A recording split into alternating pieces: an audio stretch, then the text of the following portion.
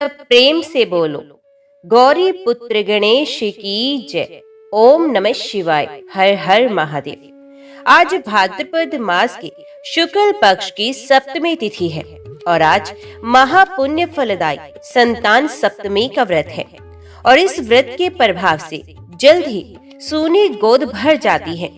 ये व्रत रखने से और इसकी कथा को सुनने से संतान की प्राप्ति, संतान की रक्षा और संतान की उन्नति होती है और साथ ही साथ सभी मनोकामनाएं पूर्ण हो जाती हैं। जो भी मनुष्य इस व्रत की कथा को सुनता है वे भगवान शिव और माता पार्वती का प्रिय हो जाता है। तो आज मैं आपको सुना रही हूँ संतान सप्तमी की बड़ी ही दुर्लभ कथा। तो इस कथा को बड़ी ही श्रद्धा और प्रसन्नचित मन से पूरा अवश्य सुनेगा। एक दिन महाराज युधिष्ठिर ने भगवान श्री कृष्ण से कहा कि हे प्रभु, कोई ऐसा उत्तम व्रत बताइए जिसके प्रभाव से मनुष्यों के अनेकों सांसारिक कलेश दूर होकर वे पुत्र एवं पौत्रवान हो जाए। ये सुनकर भगवान बोले कि हे राजन, तुमने बड़ा ही उत्तम प्रश्न किया है। मैं तुमको एक पौराणिक इतिहास सुनाता हूँ, ध्यान पूर्वक सुनो। एक समय लोमश ऋषि ब्रजराज की मथुरापुरी में वासुदेव देवकी के घर गए। ऋषिराज को आया हुआ देखकर दोनों अत्यंत प्रसन्न हुए तथा उनको उत्तम आसन पर बैठाकर उनका अनेक प्रकार से वंदन और सत्कार किया। फिर मुनि के चरणोदक से अपने घर तथा शरीर को पवित्र किया। फिर प्रसन्नचित होकर मुनि देवकी वसुदेव को कथा सुनाने लगे। कथा सुनाते हुए लोमश ऋषि कहने लगे कि हे देवकी, पापी कंस ने तुम्हारे कई पुत्र मार डाले हैं, जिसके कारण तुम्हारा मन अत्यंत दुखी है। इसी प्रकार राजा नहुष की पत्नी चंद्रमुखी भी दुखी रहा करती थी, किंतु उसने संतान सप्तमी का व्रत विधि विधान सहित किया था, जिसके प्रताप से उनको संतान का सुख प्राप्त हुआ। ये सुनकर देवकी ने हाथ जोड़कर मुनि से कहा, हे ऋषिराज, कृपा करके रानी चंद्रमुखी का संपूर्ण वृत्तांत तथा इस व्रत को विस्तार सहित मुझे बताइए, जिससे मैं भी इस दुख से छुटकारा पा जाऊं। लोमश ऋषि ने कहा कि हे देवकी, अयोध्या के राजा नहुष थे। उनकी पत्नी का नाम चंद्रमुखी था। वे अत्यंत सुंदर थी। उनके नगर में विष्णुगुप्त नाम का एक ब्राह्मण रहता था। उसकी स्त्री का नाम भद्रमुखी था। वे भी अत्यंत रूपवती सुंदरी थी। रानी और ब्राह्मणी में अत्यंत प्रेम था। एक दिन वे दोनों सरयू नदी में स्नान करने गए। वहां उन्होंने देखा कि निरंतर बहुत सी स्त्रियां सरयू नदी में स्नान करके निर्मल वस्त्र पहनकर एक मंडप में शंकर एवं पार्वती की मूर्ति स्थापित करके पूजा कर रही थी। रानी और ब्राह्मणी ने ये देखकर उन स्त्रियों से पूछा कि बहनों, तुमने ये किस देवता का और किस कारण से पूजन व्रत आदि किया है? ये सुन स्त्रियों ने कहा कि हम संतान सप्तमी का व्रत कर रहे हैं और हमने शिव पार्वती का पूजन चंदन अक्षत आदि से षोडशोपचार विधि से किया है। ये सब इसी पुनीत व्रत का विधान है। ये सुनकर रानी और ब्राह्मणी ने भी इस व्रत के करने के लिए मन ही मन संकल्प किया और घर वापस लौट आई। ब्राह्मणी भद्रमुखी तो इस व्रत को नियम पूर्वक करती रही, किंतु रानी चंद्रमुखी राजमत के कारण कभी इस व्रत को करती तो कभी नहीं करती, कभी भूल जाती। कुछ समय बाद दोनों की मृत्यु हो गई। दूसरे जन्म में रानी बंदरिया और ब्राह्मणी ने मुर्गी की योनि में जन्म लिया, परंतु ब्राह्मणी मुर्गी की योनि में भी कुछ नहीं भूली और भगवान शंकर तथा पार्वती जी का ध्यान करती रही। उधर रानी बंदरिया की योनि में सब कुछ भूल गई। थोड़े ही समय में दोनों ने अपनी देह त्याग दी। अब इनका तीसरा जन्म मनुष्य योनि में हुआ। उस ब्राह्मणी ने एक ब्राह्मणी के यहाँ कन्या के रूप में जन्म लिया। उसे ब्राह्मण कन्या का नाम भूषण देवी रखा गया तथा विवाह गोकुल निवासी अग्निसेल ब्राह्मण से कर दिया गया। भूषण देवी इतनी सुंदर थी कि वे आभूषण रहित होते हुए भी अत्यंत सुंदर लगती थी। कामदेव की पत्नी रति भी उसके सामने लजाती थी। भूषण देवी के अत्यंत बहुत सुंदर सर्वगुण संपन्न चंद्रमा के समान धर्मवीर कर्मनिष्ठ सुशील स्वभाव वाले 8 पुत्र उत्पन्न हुए। ये सब शिवजी के व्रत का पुनीत फल था। दूसरी ओर शिव से विमुख रानी के गर्भ से कोई भी पुत्र नहीं हुआ, इसलिए वे निसंतान होकर दुखी रहने लगी। रानी और ब्राह्मणी में जो प्रेम पहले जन्म में था वे अब भी बना हुआ था। रानी जब वृद्ध अवस्था को प्राप्त होने लगी तब उसके गूंगा, बहरा तथा बुद्धिहीन अल्प आयु वाला पुत्र पैदा हुआ। वे 9 वर्ष की आयु में इस क्षण भंगुर संसार को छोड़कर चला गया। अब तो रानी पुत्र शोक में अत्यंत दुखी और व्याकुल रहने लगी। देवयोग से भूषण देवी रानी के यहाँ अपने पुत्रों को लेकर पहुंची। रानी का हाल सुनकर उसे भी बहुत दुख हुआ, किंतु इसमें किसी का क्या बस चलता है और कर्म और प्रारब्ध के लिखे का स्वयं ब्रह्मा भी नहीं मिटा सकते। रानी के कर्म ऐसे थे, इसी कारण उसे दुख भोगना पड़ा। इधर रानी ब्राह्मण के इस वैभव और 8 पुत्रों को देखकर उससे मन ही मन ईर्ष्या करने लगी तथा उसके मन में पाप उत्पन्न हो गया। उस ब्राह्मणी ने रानी का संताप दूर करने के लिए अपने 8 पुत्रों को रानी के पास छोड़ दिया। रानी ने पाप के वशीभूत होकर उन ब्राह्मणी के पुत्रों की हत्या करने का विचार मन में कर लिया और लड्डू में जहर मिलाकर उनको दे दिया। परंतु भगवान शंकर की कृपा से एक भी बालक की मृत्यु नहीं हुई। ये देखकर तो रानी अत्यंत ही आश्चर्यचकित हो गई। इस रहस्य का पता लगाने के लिए वे मन में ठान ही ली। भगवान की पूजा से निर्वृत्त होकर जब भूषण देवी आई तो रानी ने उससे कहा कि मैंने तेरे पुत्रों को मारने के विचार से इनको जहर मिलाकर लड्डू दे दिए थे, किंतु इनमें से एक भी नहीं मरा। तूने कौन सा दान पुण्य व्रत किया है जिसके कारण तेरे ये पुत्र नहीं मरे और तू नित्य नए सुख भोग रही है? और तेरा भाग्य बड़ा ही प्रबल है, तेरा बड़ा सौभाग्य है। इसका भेद तू मुझे निष्कपट होकर समझा, मैं तेरी ऋणी रहूंगी। रानी के ऐसे दीन वचन सुनकर भूषण देवी ब्राह्मणी कहने लगी, सुनो, मैं तुमको 3 जन्म का हाल कहती हूँ, सो ध्यान पूर्वक सुनो। पहले जन्म में तुम राजा नहुष की पत्नी थी और तुम्हारा नाम चंद्रमुखी था। मेरा नाम भद्रमुखी था और मैं ब्राह्मणी थी। हम और तुम अयोध्या में रहते थे और मेरी तुम्हारी बड़ी प्रीति थी। एक दिन हम तुम दोनों सरयू नदी में स्नान करने गए और दूसरी स्त्रियों को संतान सप्तमी का उपवास देकर शिवजी का पूजन अर्चन करते देखकर हमने इस उत्तम व्रत को करने की प्रतिज्ञा की थी, किंतु तुम सब भूल गई और झूठ बोलने का दोष तुमको लगा, जिसे तुम आज भी भोग रही हो। मैंने इस व्रत को आचार विचार सहित नियम पूर्वक सदैव किया और आज भी करती हूँ। दूसरे जन्म में तुमने बंदरिया का जन्म लिया तथा मुझे मुर्गी की योनि मिली। भगवान शंकर की कृपा से इस व्रत के प्रभाव से तथा भगवान को इस जन्म में भी मैं नहीं भूली और निरंतर उस व्रत को नियम अनुसार करती रही। तुम अपने बंदरिया की योनि में भी सब कुछ भूल गई। मैं तो समझती हूँ कि तुम्हारे ऊपर ये तो भारी संकट है, उसका एकमात्र यही कारण है और दूसरा कोई कारण नहीं हो सकता। इसलिए मैं तो कहती हूँ कि आप अभी संतान सप्तमी के व्रत को विधि विधान सहित करिए, जिससे आपका ये संकट दूर हो जाए। लोमश ऋषि ने कहा, देवकी ब्राह्मणी के मुख से अपने पूर्व जन्म की कथा तथा संकल्प इत्यादि सुनकर रानी को पुरानी बातें याद आ गई और पश्चाताप करने लगी तथा ब्राह्मणी के चरणों में पड़कर क्षमा याचना करने लगी और भगवान शंकर पार्वती जी की अपार महिमा के गीत गाने लगी। उसी दिन से रानी ने नियम अनुसार संतान सप्तमी का व्रत किया, जिसके प्रभाव से रानी को संतान सुख मिला तथा संपूर्ण सुख भोगकर रानी शिवलोक को चली गई।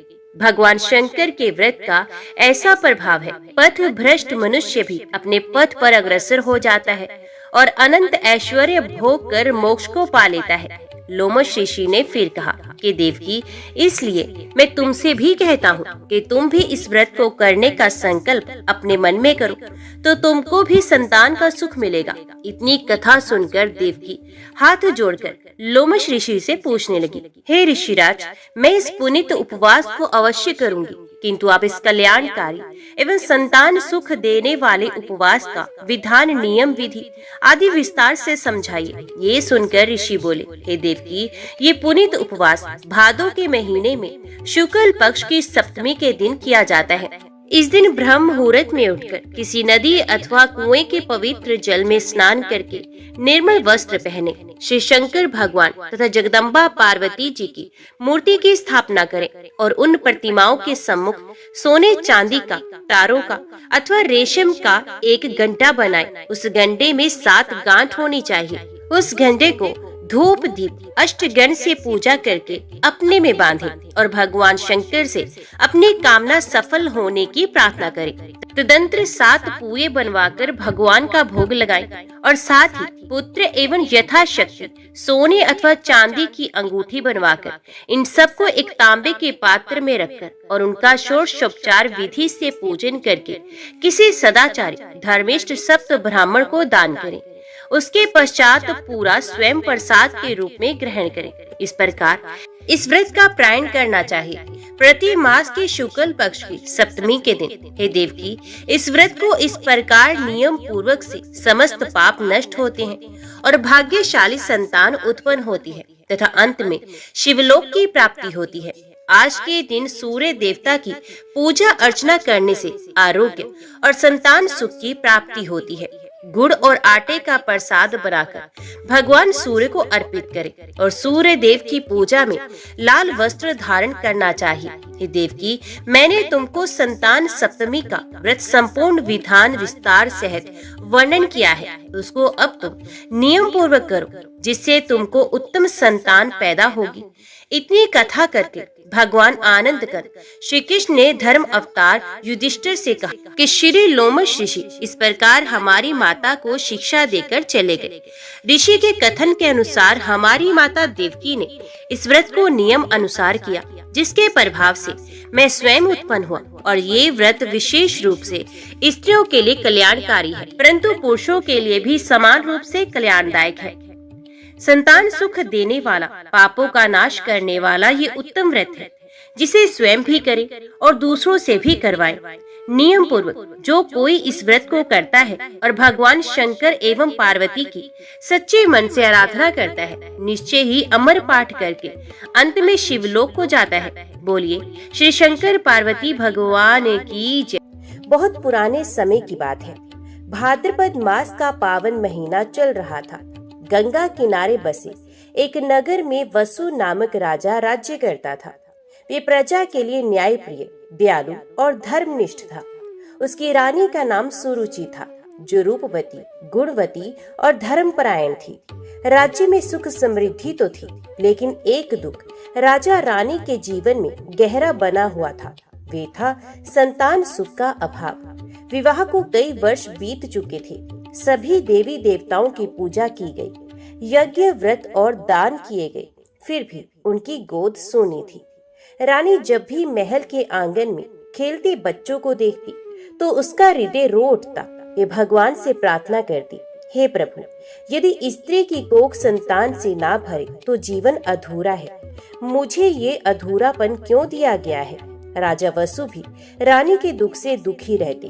उन्होंने कई बार तपस्वियों से उपाय पूछा तो ऋषियों ने कहा, राजन, संतान सुख प्राप्त करना कठिन है, परंतु असंभव नहीं।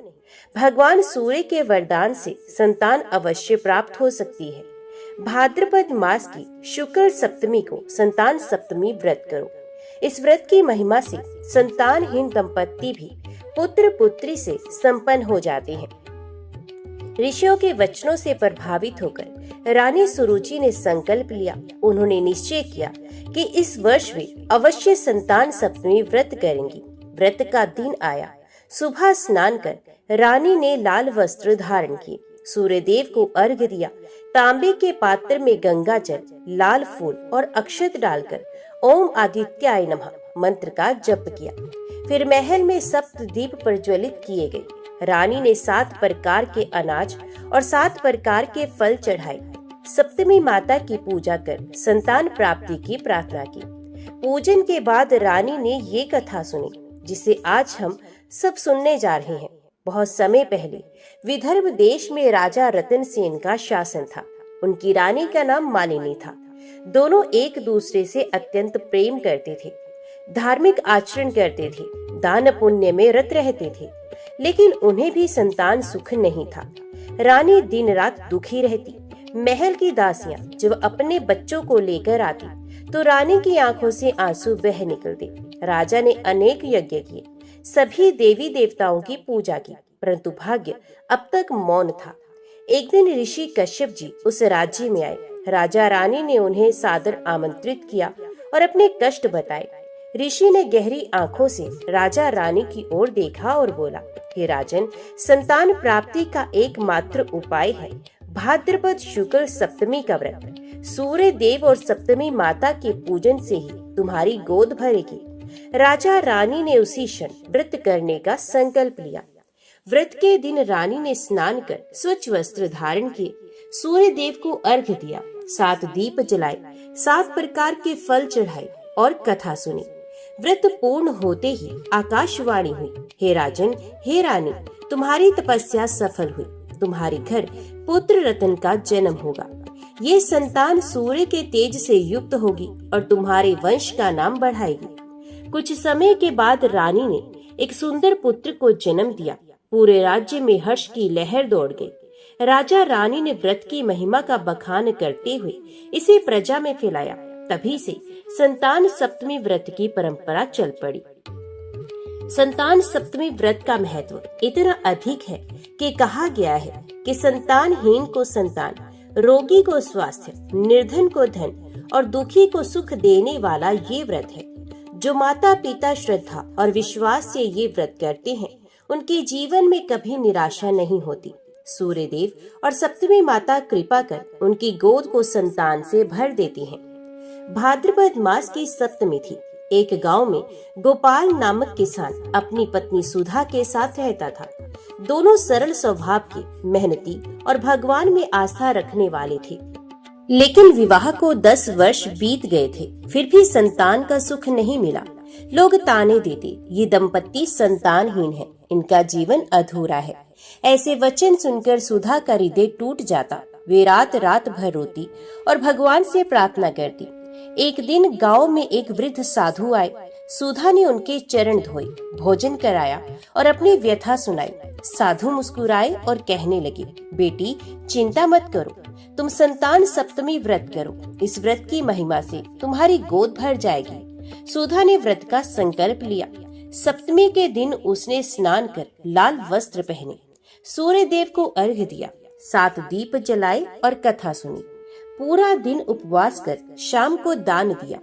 कुछ समय के बाद भगवान की कृपा से सुधा गर्भवती हुई।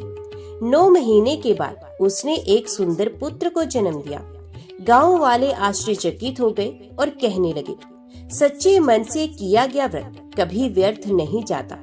उस दिन से गांव के सभी लोग संतान सप्तमी व्रत करने लगे। एक नगर में सेठ हरिदास और उनकी पत्नी रत्ना रहती थी। धन संपत्ति, वैभव और मान सम्मान सब कुछ था, परंतु संतान का सुख नहीं था। रत्ना दिन रात भगवान से प्रार्थना करती। एक दिन नगर में भाद्रपद मास की सप्तमी आई। मंदिर में उत्सव मनाया जा रहा था। रत्ना भी वहां पहुंची और पुजारी से पूछा, हे महात्मन, क्या कोई उपाय है जिससे मेरी गोद भर जाए? तो पुजारी ने कहा, बेटी संतान सप्तमी व्रत करो। सूर्य देव और सप्तमी माता की कृपा से तुम्हारी झोली अवश्य भरेगी। रत्ना ने श्रद्धा से व्रत किया। पूरे दिन उपवास कर कथा सुनी, 7 दीप जलाए, सूर्य देव को अर्घ्य दिया। व्रत के बाद उसने गरीबों को भोजन कराया और वस्त्र दान किए। कुछ महीनों के बाद रत्ना ने एक पुत्री को जन्म दिया। पुत्री बड़ी होकर सुंदर, विदुषी और गुणों से परिपूर्ण हुई। लोग कहते, ये सूर्य देव और सप्तमी माता की कृपा है। ग्रंथों में आता है कि जिस प्रकार एकादशी व्रत पापों का नाश करता है, उसी प्रकार संतान सप्तमी व्रत संतान सुख का दाता है। जो माता पिता इस दिन व्रत करते हैं, उनकी संतान दीर्घायु, स्वस्थ और तेजस्वी होती है। यदि संतान पर मृत्यु का संकट हो तो भी ये व्रत उसकी रक्षा करता है। प्राचीन काल में एक राजा था जिसका नाम नरेश था। उसकी रानी ने लंबे समय बाद एक पुत्र को जन्म दिया। राज्य में हर्ष की लहर दौड़ गई, लेकिन ज्योतिषियों ने भविष्यवाणी की, ये बालक 7वें वर्ष में मृत्यु को प्राप्त हो जाएगा। ये सुनकर राजा रानी दुखी हो गई।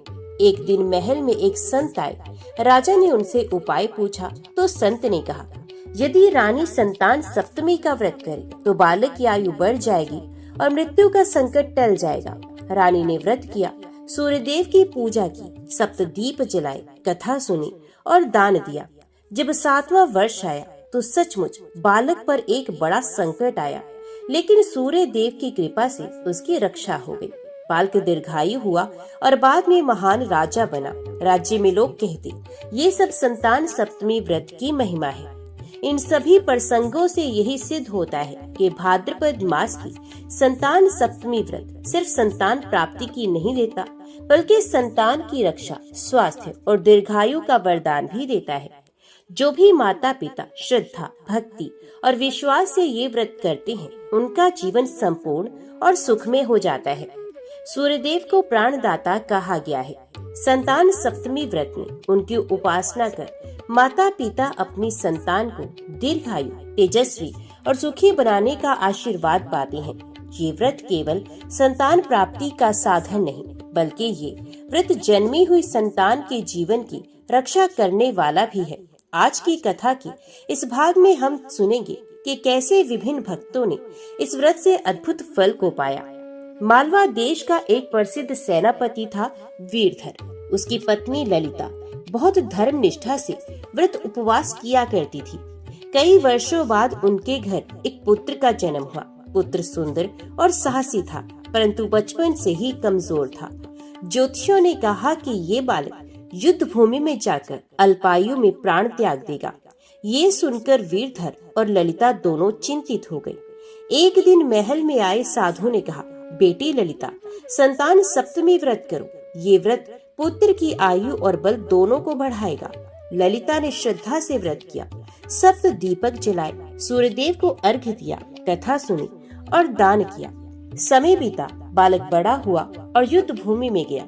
सचमुच उस पर घमासान युद्ध के समय मृत्यु का संकट आया, परंतु उसी क्षण एक तेजस्वी प्रकाश ने उसकी रक्षा की। सभी ने देखा कि सूर्य देव का दिव्य आभा मंडल उसके चारों ओर है। पुत्र न केवल बचा, बल्कि महान योद्धा भी बना। राज्य में उसकी कीर्ति दूर दूर तक फैली। लोग कहते, ये सब संतान सप्तमी व्रत का चमत्कार है। काशी नगरी में एक निर्धन ब्राह्मण रहता था। उसका नाम था शरण। उसकी पत्नी भवानी अत्यंत साध्वी और ईश्वर भक्त थी। उनकी एक पुत्री थी, परंतु वे दुर्बल और रोगी रहती थी। भवानी दिन रात अपनी पुत्री के लिए चिंतित रहती। एक दिन भाद्रपद मास की सप्तमी आई। गांव की स्त्रियां व्रत की तैयारी कर रही थी। भवानी ने भी निश्चय किया, मैं चाहे निर्धन हूँ, परंतु इस व्रत को अवश्य करूंगी। उसने 7 दीप जलाए, 7 फल अर्पित किए और कथा सुनी। संध्या समय उसने अपनी सामर्थ्य अनुसार दान भी दिया। अद्भुत, कुछ ही दिनों में उसकी पुत्री स्वस्थ होने लगी। धीरे धीरे वे पूर्ण स्वस्थ और रूपवती हो गई। पढ़ाई लिखाई में भी आगे बढ़ी और विद्वान कन्या बनी। बाद में उसका विवाह एक महान विद्वान से हुआ और उसका जीवन सुखमय बन गया। लोगों ने कहा, भक्ति और श्रद्धा से किया गया संतान सप्तमी व्रत कभी व्यर्थ नहीं जाता। अवंती राज्य के राजा जयसेन का पुत्र अत्यंत वीर और तेजस्वी था। एक बार पड़ोसी राज्य ने युद्ध छेड़ा। राजकुमार सेना लेकर युद्ध भूमि में गया। युद्ध इतना भयंकर हुआ कि राजकुमार शत्रुओं से घिर गया। महल में रानी ने ये समाचार सुना तो उसका हृदय डोल गया। वे रोती हुई सप्तमी माता के चरणों में गिर पड़ी और कहने लगी, हे माता सप्तमी, मैंने श्रद्धा से व्रत किया है, कृपया कर मेरे पुत्र की रक्षा करें। अचानक आकाश में एक प्रकाश प्रकट हुआ। राजकुमार के चारों ओर सूर्य किरणों का कवच बन गया। शत्रु उसके निकट आते ही पीछे हट जाते। राजकुमार ने विजय प्राप्त की और सुरक्षित लौट आया। राजा रानी ने पूरे राज्य में उत्सव मनाया और व्रत की महिमा का प्रचार किया। संतान सप्तमी व्रत केवल संतान की रक्षा ही नहीं करता, बल्कि उसे विद्या और बुद्धि का आशीर्वाद भी देता है। एक नगर में एक व्यापारी की पुत्री थी माधवी। वे पढ़ाई में बहुत कमजोर थी। व्यापारी और उसकी पत्नी चिंतित रहते थे। उन्होंने अनेक विद्वानों से शिक्षा दिलाई, परंतु फल कुछ न निकला। फिर किसी ने उन्हें बताया, संतान सप्तमी व्रत करो। ये व्रत संतान को विद्या, बुद्धि और तेज देता है। माधवी की माँ ने व्रत किया, सप्तदीप जलाए, सूर्य देव को अर्घ्य दिया और कथा सुनी। कुछ ही समय में अद्भुत परिवर्तन हुआ। माधवी में तेज और स्मरण शक्ति बढ़ गई। वे पढ़ाई में इतनी आगे बढ़ी कि बाद में नगर की सबसे बड़ी विदुषी बनी। उसकी ख्याति दूर देशों तक फैल गई। इन सभी प्रसंगों से यही सिद्ध होता है कि संतान सप्तमी व्रत संतान को जीवन दान देता है। यह व्रत संतान को स्वास्थ्य, बल और विद्या प्रदान करता है। यह व्रत माता पिता की गोद भरता है और उनकी झोली सुख से भर देता है। जो भी माता पिता भक्ति और विश्वास इस व्रत का पालन करते हैं, उनका जीवन संपूर्ण और संतोषपूर्ण हो जाता है। सूर्य देव केवल तेज और प्रकाश के ही नहीं, बल्कि जीवन और प्राण के भी दाता है। इसलिए संतान सप्तमी व्रत का पालन करने से केवल संतान सुख ही नहीं, बल्कि संतान के जीवन पर आने वाले कोई भी संकट सूर्य देव और सप्तमी माता की कृपा से टल जाता है। अयोध्या के समीप एक गांव में धनीराम नामक व्यापारी और उसकी पत्नी सुनीता रहती थी। कई वर्षों तक संतान सुख न मिलने के बाद उन्होंने संतान सप्तमी व्रत किया और भगवान की कृपा से पुत्र प्राप्त हुआ। पुत्र का नाम रखा गया था अर्जुन। अर्जुन बड़ा होकर अत्यंत सुंदर और गुणी हुआ। लेकिन जब वे 10 वर्ष का हुआ तो एक बार नदी में डूबते डूबते बचा।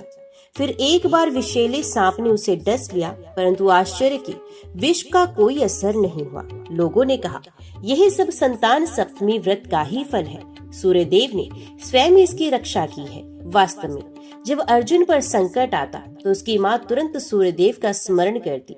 माँ की श्रद्धा और व्रत की शक्ति उसके पुत्र को मृत्यु के मुंह से बार बार खींच लाती।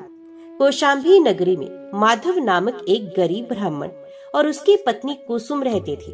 उनके पास न धन था न जमीन जायदाद। जीवन कठिनाई से बीतता था, लेकिन सबसे बड़ा दुख ये था कि उनकी कोई संतान नहीं थी। कुसुम रोज मंदिर जाती और भगवान से प्रार्थना करती। लोग उन्हें बांझ कहकर ताना देते। कुसुम का हृदय टूट चुका था। एक दिन गांव में एक महात्मा आए। उन्होंने कुसुम को दुखी देखा और कहने लगे, बेटी, तुम इतना निराश क्यों हो? संतान सप्तमी व्रत करो। सूर्य देव और सप्तमी माता की कृपा से तुम्हें संतान अवश्य मिलेगी। कुसुम ने संकल्प लिया। भाद्रपद मास की सप्तमी को उसने स्नान किया, पीले वस्त्र धारण किए, सूर्यदेव को अर्घ्य दिया, 7 दीप जलाए और कथा सुनी। गरीब होने के बावजूद उसने अपने सामर्थ्य के अनुसार दान भी दिया। कुछ महीनों के बाद उसके गर्भ में संतान आई। 9 महीने बाद उसने एक सुंदर पुत्र को जन्म दिया। पूरा गांव आश्चर्यचकित हो गया। लोग कहते, देखो व्रत की शक्ति कैसी महान है। माधव और कुसुम का घर हंसी खुशी से भर गया। उन्होंने निश्चय किया कि जीवन भर इस व्रत को करते रहेंगे। विदर्भ राज्य के एक राजा की संतान का जन्म बड़े यज्ञ के बाद हुआ। राजकुमार बहुत रूपवान और विद्वान था, लेकिन ज्योतिषियों ने कहा, जब यही बालक 12वें वर्ष में पहुंचेगा तो उस पर अकाल मृत्यु का संकट आएगा। राजा रानी भयभीत हो गए। उन्होंने अनेक उपाय किए, परंतु चिंता दूर न हुई। एक दिन एक साधु महल में आए और कहने लगे, डरो मत, यदि रानी संतान सप्तमी का व्रत करेंगी तो पुत्र की आयु बढ़ जाएगी। रानी ने व्रत किया, पूरे दिन उपवास रखा, सूर्य देव को अर्घ्य दिया, 7 दीप जलाए और कथा सुनी। 12वें वर्ष जब संकट का समय आया तो राजकुमार गंभीर रूप से बीमार पड़ा। चिकित्सक निराश हो गए, परंतु रानी ने आंसुओं से सप्तमी माता की प्रार्थना की। अचानक रात में एक तेज प्रकाश महल में छा गया। सूर्यदेव स्वयं प्रकट होकर बोले, हे रानी, तुम्हारे व्रत और भक्ति से हम प्रसन्न हैं। तुम्हारे पुत्र की आयु बढ़ाई जाती है। राजकुमार स्वस्थ हो गया और बाद में महान शासक बना। इन प्रसंगों से यही शिक्षा मिलती है कि संतान सप्तमी व्रत करने से संतान पर आने वाला मृत्यु का संकट भी टल जाता है। यह व्रत निर्धनों की गोद भी भर देता है। ये व्रत माता पिता को जीवन भर संतोष और आनंद प्रदान करता है। तो प्रिय भक्तजनों, संतान सप्तमी व्रत केवल एक धार्मिक अनुष्ठान नहीं, बल्कि यह माता पिता की आस्था, प्रेम और विश्वास का प्रतीक है। जब कोई माता अपनी संतान के लिए ये व्रत करती है तो उसका हृदय प्रार्थना से भर उठता है और भगवान कभी ऐसी सच्ची प्रार्थना को व्यर्थ जाने नहीं देते। अब तक हमने सुना कि संतान सप्तमी व्रत से संतान की प्राप्ति हुई, संतान के जीवन पर आए संकट दूर हो गए, निर्धनों को संतान सुख मिला, अब हम जानेंगे कि यह व्रत सिर्फ संतान को जन्म देने वाला ही नहीं बल्कि उन्हें यश, कीर्ति और राज सुख देने वाला भी है। उज्जैन नगर के राजा सुधाकर की कोई संतान नहीं थी। राज्य बड़ा था, प्रजा सुखी थी, लेकिन उत्तराधिकारी के अभाव में सभी चिंतित रहते। रानी चंद्रलेखा ने निश्चय किया कि वे संतान सप्तमी व्रत करेंगी। उसने पूरे विधि विधान से उपवास रखा, सूर्यदेव को अर्घ्य दिया, कथा सुनी और दान किया। कुछ समय के बाद रानी गर्भवती हुई और एक पुत्र को जन्म दिया। पुत्र बड़ा होकर अत्यंत तेजस्वी और न्यायप्रिय हुआ। प्रजा उसे सूर्यकांत कहकर पुकारने लगी। जब राजा वृद्ध हुआ तो सूर्यकांत ने राजपाट संभाला और ऐसा न्याय किया कि पूरे भारतवर्ष में उसकी कीर्ति फैल गई। लोग कहने लगे, ये संतान सप्तमी व्रत का ही फल है कि राज्य को ऐसा महान शासक मिला। मथुरा में एक ब्राह्मण रहता था, शुकदेव। उसकी पत्नी सावित्री बहुत विदुषी थी। उनका एक पुत्र हुआ, परंतु वे पढ़ाई में बहुत कमजोर था। ब्राह्मण पुत्र का अज्ञानी होना पूरे परिवार के लिए चिंता का कारण था। सावित्री ने निश्चय किया कि वे संतान सप्तमी व्रत करेंगी। उसने श्रद्धा से व्रत किया, सूर्यदेव को अर्घ्य दिया और कथा सुनी। कुछ ही समय में उसके पुत्र के भीतर तेज आ गया। वे पढ़ाई में इतना निपुण हुआ कि आगे चलकर बड़ा आचार्य बना और सैकड़ों शिष्यों को शिक्षा दी। लोग कहने लगे, यह विद्या और बुद्धि का चमत्कार सिर्फ संतान सप्तमी व्रत का ही फल है। कांचीपुरम में एक गरीब किसान रहता था। उसकी पत्नी ने संतान सप्तमी व्रत किया। कुछ वर्षों के बाद उसे पुत्र हुआ। पुत्र बचपन से ही साहसी और बुद्धिमान था। समय बीतने पर वह युवक व्यापार में निकला। जहाँ भी गया वहाँ उसे सफलता मिली।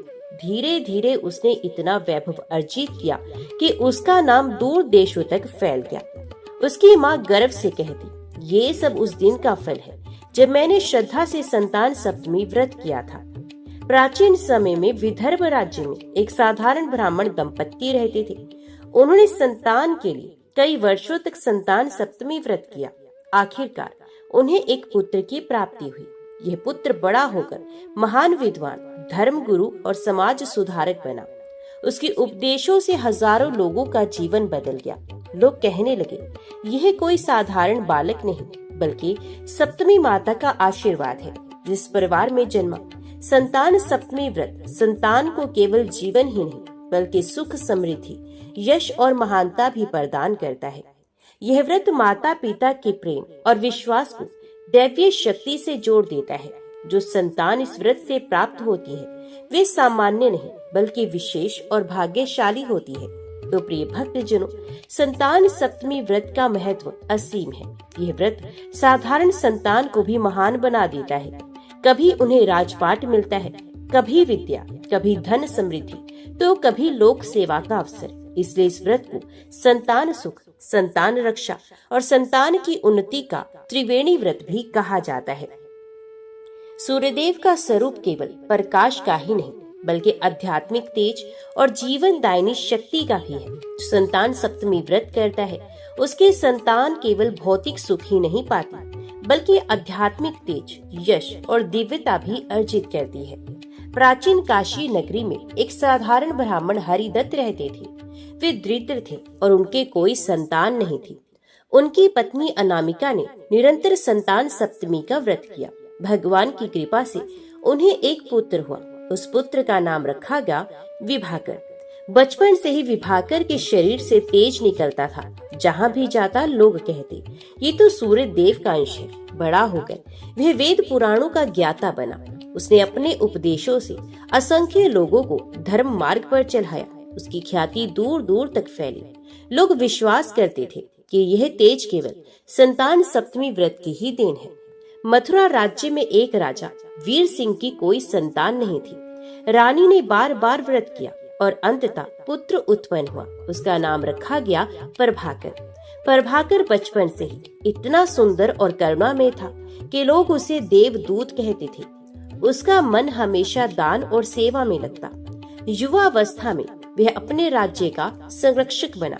गरीबों की मदद करता, बीमारों की सेवा करता। उसके कार्यों से पूरा राज्य समृद्ध और सुखी हुआ। लोग कहने लगे, यदि रानी ने संतान सप्तमी व्रत ना किया होता तो यह देवदूत जैसी संतान हमें कैसे मिलती। पाटलिपुत्र में एक क्षत्रिय परिवार था। पीढ़ी दर पीढ़ी उनकी संतान कम उम्र में ही मर जाती थी। पूरा वंश विनाश की कगार पर था। उस परिवार की बहू ने संतान सप्तमी व्रत का संकल्प लिया। उसने निरंतर 7 वर्षों तक यह व्रत किया। सूर्यदेव की कृपा से उसने एक पुत्र को जन्म दिया। पुत्र लंबी आयु वाला और वीर हुआ। उसने बड़े होकर अपने परिवार को संकटों से मुक्त किया और वंश की रक्षा की। आज भी उस वंश के लोग कहते हैं, हमारा कुल आज जीवित है तो सिर्फ संतान सप्तमी व्रत की महिमा से। विदर्भ राज्य के एक किसान दंपत्ति ने संतान के लिए सप्तमी माता का व्रत किया। उनके घर पुत्र हुआ। नाम रखा गया आदित्य। आदित्य बचपन से ही ध्यान और साधना में लीन रहता। युवावस्था में उसने संसार के मोह को त्याग दिया और महान योगी बन गया। उसकी साधना से लोग चमत्कार देखने लगे। बीमारों को ठीक करता, संकटों से बचाता। लोग मानते थे कि वह स्वयं सूर्यदेव का अवतार है। उसके माता पिता गर्व से कहते, हमने संतान सप्तमी व्रत किया था, इसलिए हमारी संतान इतनी महान बनी। यह व्रत संतान को केवल जन्म ही नहीं देता, बल्कि उसमें दिव्य तेज और महानता भी भर देता है। इस व्रत से संतान का स्वरूप साधारण नहीं रहता, ये पूरे वंश का उद्धार करने वाली बन जाती है। यह व्रत केवल माता पिता का ही नहीं, बल्कि पूरे समाज का कल्याण करता है। भक्तों, संतान सप्तमी व्रत का चमत्कार केवल घर परिवार तक सीमित नहीं रहता, बल्कि इसका प्रभाव पीढ़ियों तक चलता है। जो माता श्रद्धा और भक्ति से ये व्रत करती है, उसकी संतान कभी साधारण नहीं रहती। वे तेजस्वी, धर्मनिष्ठ और समाज उद्धारक बन जाती है। इसलिए इस व्रत को सूर्य उपासना का परम साधन भी कहा गया है। हे भक्तजनों, अब तक हमने इन भागों में संतान सप्तमी व्रत की अनंत महिमा जानी। कभी ये व्रत संतान देता है, कभी संतान की रक्षा करता है, कभी उन्हें यश, वैभव और महानता प्रदान करता है। अब हम इस अंतिम भाग में जानेंगे कि यह व्रत किस प्रकार किया जाता है, इसके नियम क्या है और इसे करने सुनने मात्र से कैसा पुण्य प्राप्त होता है। पुराणों में कहा गया है कि भाद्रपद मास के शुक्ल पक्ष की सप्तमी तिथि को प्रातः स्नान करके स्वच्छ वस्त्र धारण करके सूर्यदेव का पूजन करें। सूर्य को अर्घ्य दे। प्रातः काल लाल या पीले पुष्प और जल से सूर्यदेव को अर्घ्य दे। हाथ में जल लेकर संतान की प्राप्ति, रक्षा और उन्नति का संकल्प करें। सप्त घृत दीप जलाकर सूर्यदेव और सप्तमी माता की पूजा करें। संतान सप्तमी की पवित्र कथा सुने या सुनाए। गो, अन्न, वस्त्र और दक्षिणा ब्राह्मणों को दान करें। संतानवती स्त्रियां भी और निसंतान स्त्रियां भी ये व्रत कर सकती हैं। जो पूरे दिन निराहार ना रह सके, ये फलाहार कर सकते हैं। कौशल राज्य की रानी पद्मावती ने ये व्रत किया। वे पहले से ही संतानवती थी, लेकिन बच्चे बार बार बीमार पड़ते थे। उसने श्रद्धा से सप्तमी माता का व्रत किया। परिणाम ये हुआ कि उसने सभी बच्चे दीर्घायु हुए। बड़ा पुत्र राजा बना, दूसरा सेनापति और तीसरा विद्वान आचार्य। रानी गर्व से कहती, यदि मैंने संतान सप्तमी माता का व्रत ना किया होता तो आज मेरे बच्चे जीवित ना रहते। एक बार नारद मुनि ने भगवान विष्णु से पूछा, हे भगवान, जो लोग ये व्रत स्वयं ना कर सके, केवल कथा सुन ले, तो उन्हें क्या फल मिलता है? तो भगवान विष्णु ने उत्तर दिया, हे नारद, जो ये कथा श्रद्धा से सुनता है, उसके जीवन से संतान संबंधी सभी दुख दूर हो जाते हैं। यदि वे संतानहीन है तो संतान प्राप्त करते हैं। यदि संतान है तो वे दीर्घायु और तेजस्वी होती है। और यदि कोई वृद्ध या सन्यासी सुनता है तो उसे पूर्व जन्मों का पाप नष्ट होकर मोक्ष की प्राप्ति होती है। संतान सप्तमी व्रत केवल सांसारिक सुख ही नहीं देता, बल्कि आध्यात्मिक पुण्य और मोक्ष भी प्रदान करता है। इसे करने से व्यक्ति सूर्य देव की कृपा का पात्र बनता है। माता पिता के लिए यह व्रत संतान सुख और संतान कल्याण का सबसे बड़ा उपाय है। तो प्रिय भक्तजनों, भाद्रपद मास की संतान सप्तमी माता का यह व्रत न केवल संतान को जन्म देता है, बल्कि उनके जीवन को संवारता है, उन्हें यश, कीर्ति और समृद्धि देता है और पूरे वंश का उद्धार करता है। जो कोई इस व्रत की कथा को सुनता या फिर सुनाता है, उसे 1000 गोदान और लाख यज्ञ के बराबर पुण्य प्राप्त होता है।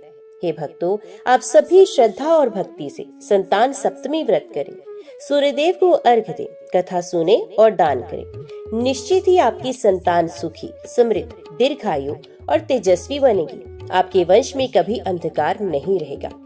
प्रिय भक्तों, आपने अभी सुनी भाद्रपद मास की पावन संतान सप्तमी व्रत की महिमा और कथा। इस कथा से हमने जाना कि यह व्रत केवल संतान की प्राप्ति ही नहीं देता, बल्कि संतान की रक्षा करता है, उन्हें दीर्घायु, यश, वैभव और तेजस्विता भी प्रदान करता है। जिससे सूर्य की किरणें अंधकार को मिटाती हैं, वैसे ही संतान सप्तमी का यह व्रत जीवन से दुख, भय और संताप को दूर करके घर परिवार में सुख, समृद्धि और उज्जवल भविष्य का मार्ग प्रशस्त करता है। यदि आपने श्रद्धा से ये कथा सुनी है तो निश्चय ही आपके जीवन में सूर्य देव और सप्तमी माता की कृपा अवश्य बरसेगी। माता पिता का हर दुख दूर होगा और संतान सुखी, समृद्ध और दीर्घ आयु बनेगी। अगर आपको ये वीडियो अच्छा लगा हो तो इसे लाइक और शेयर जरूर करें। भक्ति, व्रत और पूजा की ऐसी ही दिव्य कथाओं के लिए हमारे चैनल को सब्सक्राइब करना ना भूलें। सूर्य देव और सप्तमी माता आपके जीवन में सदा सुख, शांति और संतान समृद्धि प्रदान करें। जय सप्तमी माता, जय भगवान सूर्य देव।